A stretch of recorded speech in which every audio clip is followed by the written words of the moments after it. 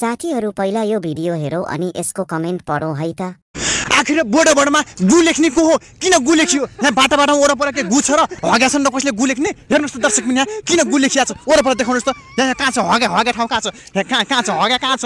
हग्नु छैन के? यहाँ हग्ने ठाउँ हो, यहाँ गु थुपार्ने ठाउँ हो भनेर यहाँ गु लेख्न खोजेको के? किन गु लेखियो? कहाँ हग्या देखिया छ? त्यतिकै नहग्या ठाउँमा यस्तो सफा ठाउँलाई गु लेख्ने, फोहोरको शब्द युज गर्ने। यस्तै हुन्छ भनेर हो पढ्ने बेला माछा मार्न नजा भन्या।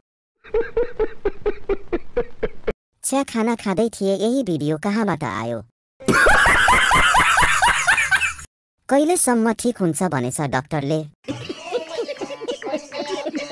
उता एउटालाई सम्झाएर आको यता अर्को बाउलाई सकेछ। औषधिले हुन्न अब करेन्ट नै लाउनु पर्ने भो। बात त सही है। मोबाइलबाट झापर हान्ने प्रविधि कहिले आउँछ?